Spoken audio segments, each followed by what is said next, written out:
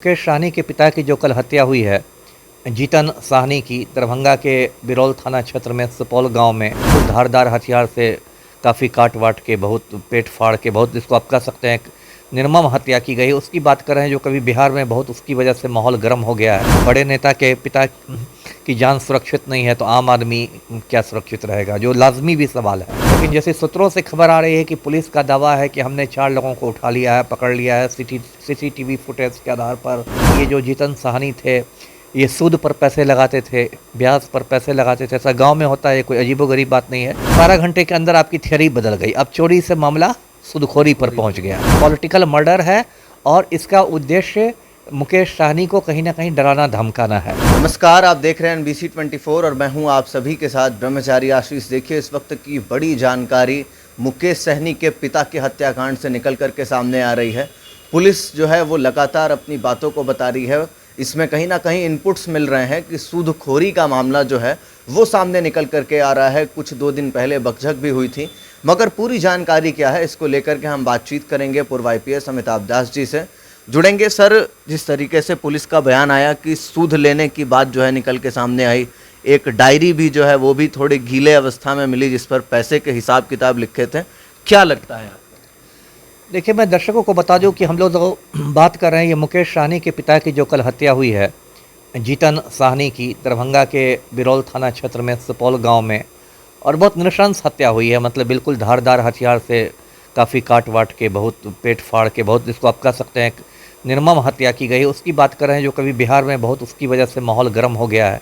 तो मुकेश सहनी एक बड़े नेता हैं, मंत्री रह चुके हैं, VIP पार्टी के प्रमुख हैं, और आम लोग यही सवाल कर रहे हैं कि अब एक बड़े नेता के पिता की जान सुरक्षित नहीं है तो आम आदमी क्या सुरक्षित रहेगा, जो लाजमी भी सवाल है। अब देखिए, पुलिस कह रही है, जैसा कि सूत्रों से खबर आ रही है, अब तक तो दरभंगा पुलिस ने ऐसी कोई आधिकारिक प्रेस कॉन्फ्रेंस की नहीं है, लेकिन जैसे सूत्रों से खबर आ रही है कि पुलिस का दावा है कि हमने 4 लोगों को उठा लिया है, पकड़ लिया है सीसीटीवी फुटेज के आधार पर। और पुलिस ये थियरी दे रही है कि ये जो जीतन सहनी थे, ये सूद पर पैसे लगाते थे, ब्याज पर पैसे लगाते थे। ऐसा गांव में होता है, कोई अजीबोगरीब बात नहीं है। जिसको पैसा रहता है थोड़ा, वो सूद पर लगाता है, तो हर गांव में होता है, ऐसा नहीं है, शहरों में भी होता है। और उनका कहना है कि किसी की बाइक को उन्होंने मतलब गिरवी के तौर पर रख दिया था, मोटरसाइकिल के तौर पर रख दिया, गिरवी के तौर पर मोटरसाइकिल रख ली थी, और फिर वो लोग उनके घर गए थे, इसी को लेकर बकझक हुआ, विवाद हुआ, उसमें हत्या हो गई। मतलब एक तरह से पुलिस उद्भेदन करने का दावा कर रही है कि हमने कांड को सुलझा लिया है। लेकिन व्यक्तिगत रूप से मैं ये पूरे मतलब पुलिस की जो कहानी है, इससे मैं संतुष्ट नहीं हूँ। देखिए, पुलिस ने अपनी ही बात 12 घंटे में 2 बार बदली है। शुरुआती दौर पर आपको याद होगा कि पुलिस ने ऐसी बात कही थी कि ये चोरी, लगता है कि ये चोरी के सिलसिले में हत्या हो गई, और उससे वो SDPO बिरौल कह रहे थे कि लोग चोरी करने गए तो नींद खुल गई जीतन सहनी की, तो वो हल्ला मचाने लगे, तो उनको चुप करने के लिए मार डाला गया, वगैरह वगैरह। रात के उसके बाद 12 घंटे के अंदर आपकी थियरी बदल गई। अब चोरी से मामला सूदखोरी पर पहुंच गया। अब आप एक अलग थियरी दे रहे हैं कि वो सूद पर पैसे लगाते थे, तो उसके विवाद को लेकर है। देखिए, ठीक है, सब हो सकता है, मैं ये नहीं कहता कि सूद पर पैसे नहीं लगाते होंगे, ये सब नहीं है, लेकिन इतनी जघन्य हत्या और इतना ये हत्या, ये एकदम ऐसा लगता है कि सुनियोजित हत्या हुई हो। मतलब घर से लोग सोच ही के आए हैं कि भाई हत्या कर देनी है ना। आप, है ना, ये नहीं कि अचानक बकझक में हथियार कहाँ से आ जाएगा। यदि बकझक होगी, आपसे मैं बात करने आया हूँ और कोई बकझक होगी तो अचानक हथियार कहाँ से प्रकट हो जाएगा। अमिताभ दास जी, बात ये भी निकल के सामने आई कि मछुआरे हैं, मछली वगैरह काटने के लिए या मारने के लिए हथियार तो रखे रहते ही हैं घर में। उन्हीं के हथियार जो घर में रखे थे उससे मार दिया गया। अब हो सकता है ऐसे, तो मारने के लिए तो हर शहर जो मछुआरे नहीं भी रहते उनके घर भी किचन में चाकू होता है, हंसुआ होता है।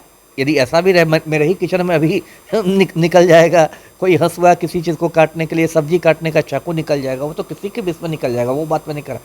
लेकिन अभी भी मैं इस बात पर कायम हूँ, जो मैं कल से शुरू से कर रहा हूँ, कि एक राजनीतिक हत्या है, पॉलिटिकल मर्डर है, और इसका उद्देश्य मुकेश सहनी को कहीं ना कहीं डराना धमकाना है।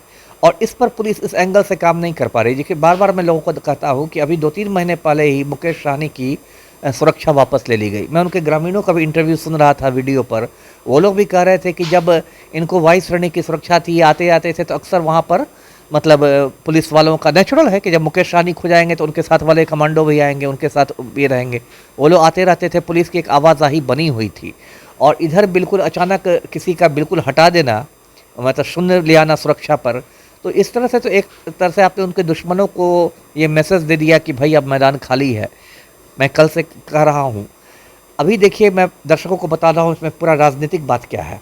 हमारे पलटू राम जो है वो बहुत ज़्यादा मतलब सक्रिय हो गए हैं। खुद उन्होंने फ़ोन से बात की मुकेश सहनी को। नहीं, मैं कह रहा हूँ कि अमित शाह और नीतीश कुमार दोनों ने ही हाँ, वही वही मैं उसी पर मैं आ रहा हूँ कि जो तड़ीपार गृह मंत्री अमित शाह, उन्होंने दिल्ली से फ़ोन लगा दिया, नित्यानंद राय ने फ़ोन, सब कूद रहे हैं। अब कूदने की वजह भी मैं बताता हूँ। मुकेश सहनी से किसी को कोई हमदर्दी नहीं है, ना ही उनके पिताजी से किसी को कोई सहानुभूति है जीतन सहनी से। सबके चुनाव में बिहार विधानसभा का चुनाव घूम रहा है सबके दिमाग में, और अति पिछड़ा वोट बैंक घूम रहा है ना। देखिए यहाँ तो है कि सारी चीज़ें घूम फिर के अंत में वोट बैंक पर ही पहुँचती है। अभी जो जातीय जनगणना के आंकड़े आए हैं पिछले साल 2 अक्टूबर को, उसमें बिहार में अति पिछड़ों की संख्या 36% दिखाई गई है, 36%, जो एक बहुत बड़ी संख्या है। 36% तो पूरा चुनाव में इधर से उधर भूचाल ले आएगा। तो अब पलटू राम को भी टेंशन हो गया है कि कहीं मुकेश सहनी के पिता की इस तरह से हत्या हुई तो कहीं एक अति पिछड़ी जातियों में बहुत गुस्से की लहर ना हो जाए और मुकेश सहनी के प्रति एक सहानुभूति ना हो जाए। तो इसलिए पलटू राम एकदम ये है। और अमित शाह तड़ीपार के साथ वो भी देखिए, उन्होंने फ़ोन पर मुकेश सहनी से बात की, लेकिन इनकी सुरक्षा वापस नहीं की है, ये भी देख लीजिए। ये नहीं कहा कि ठीक है, आपके पिताजी की हत्या हो गई, लगता है आप पर भी खतरा है, जो सुरक्षा हमने लौटाई थी वो आपको वापस दे रहे हैं, ये भी देख लीजिए। सब यदि कूद रहे हैं तो सबके दिमाग में ये तनाव है कि भाई अत्यंत पिछड़ी जाति के मतदाता कहीं नाराज ना हो जाए एनडीए से। नहीं, लेकिन अमिताभ दास जी, ऐसा भी हो सकता है कि इनपुट्स मिले, फिर उसके बाद फिर मुकेश सहनी को सुरक्षा दे दी देखिए, होने को तो कुछ हो सकता है, बिना इनपुट्स के भी हो सकता है। जब आप ही की सरकार है, कंगना रनौत को वायु श्रेणी की सुरक्षा मिल गई। अब बताइए कंगना रनौत ने कब आतंकवादियों से लोहा लिया, उसको क्यों है ये सब। मैं खुद इतने दिनों तक सरकार में रहा हूँ, ये सब इनपुट्स नहीं होता है, जैसा ऊपर से फ़ोन आता है वैसा होता है ना। कंगना रनौत को वायु श्रेणी की सुरक्षा मिल गई क्योंकि उसका कद बढ़ाना था, उसको शाबाशी देनी थी। तो ये सब होता है देखिए। और अभी क्या है कि ये भी पुलिस पलटू राम के साथ है कि जो असली मुजरिम है वो पकड़े भी नहीं जाए, क्योंकि असली मुजरिम तो बड़े बड़े सफ़ेद पोश लोग रहते हैं, वो पकड़े जाएंगे तो पलटू राम की सरकार पर आँच आ जाएगी। आज ऐसे ही सरकार पर आँच आ रही है। कल मैं बता दूं दर्शकों को, ऐसे इससे वो मतलब रिलेटेड न्यूज़ नहीं है, लेकिन ये खबर है कि मुख्यमंत्री के एक बहुत करीबी आईएएस हैं बिहार में, संजीव हंस, उनके कई ठिकानों पर कल ईडी ने रेड किया है। और ये माना जा रहा है राजनीतिक गलियारों में कि नरेंद्र मोदी के द्वारा पलटू राम को डराने की कोशिश है कि ज़्यादा चिल्लपो मत कीजिए, है ना। 12 सांसद है ना, उनके साथ हमारे साथ बने रहिए, ज़्यादा गठबंधन में जाइएगा तो जो संजीव हंस की जांच है ना, ये आपके गिरेबान पर भी पहुंच सकती है ना। नहीं, कुछ लोगों का ये भी मानना है अमिताभ दास जी कि ये जो मुद्दा जो आग पकड़ रही थी मुकेश सहनी की, इससे भटकाने के लिए भी कल उस पर कार्रवाई हुई है, ईडी की रेड हुई है। ठीक है, भटकाने के लिए हो सकती है। ईडी तो पूरी तरह राजनीतिक एजेंसी हो गया है, उसके तो डायरेक्टर संजय मिश्रा को सुप्रीम कोर्ट ने कान पकड़ के हटाया, वो हो सकता है। लेकिन उसका ये भी था कि इधर ऐसी बात आ रही थी कि नीतीश कुमार झारखंड में भी चुनाव लड़ सकते हैं। सरयू राय से मुलाकात हुई थी और वहाँ तीसरा मोर्चा बनाने की बात हो रही थी। मतलब थोड़ा पंख फड़फड़ाने लगे थे पलटू राम। तो एक तरह से इनके बहुत जो करीबी संजीव हंस हैं, जो कि जिन पर रेप का केस होने के बावजूद कोई गिरफ्तारी नहीं हुई, रूपसपुर थाना में 18/2023 नंबर का एफआईआर है संजीव हंस और गुलाब यादव दोनों पर। दुष्कर्म का एफआईआर है जो कोर्ट के आदेश पर, पटना हाई कोर्ट के आदेश पर दर्ज हुआ है। ये लोग नहीं, पुलिस दर्ज नहीं कर रही थी। केस नंबर भी मैं बता रहा हूँ, रूपसपुर थाना कांड संख्या 18/2023। उसमें संजीव हंस और गुलाब यादव दोनों नामजद अभियुक्त हैं। इसके बावजूद पलटू राम उनको बचा रहे थे, जो कहते हैं कि ना हम किसी को बचाते हैं ना फंसाते हैं। तो देखिए, पलटू को ये भी घेराबंदी भी हो रही है, मोदी भी पलटू की घेराबंदी कर रहे हैं। इधर इनको लग रहा है कि अत्यंत पिछड़ा वोट बैंक भी ये है। एक नया झटका लगा है, वो भी एकदम गर्मा गर्म खबर है कि बिहार सरकार ने तांती तत्वा जाति को जो अनुसूचित जाति की श्रेणी में रखा था, उसको सुप्रीम कोर्ट ने रद्द कर दिया है। ये कुछ घंटे पहले की खबर है।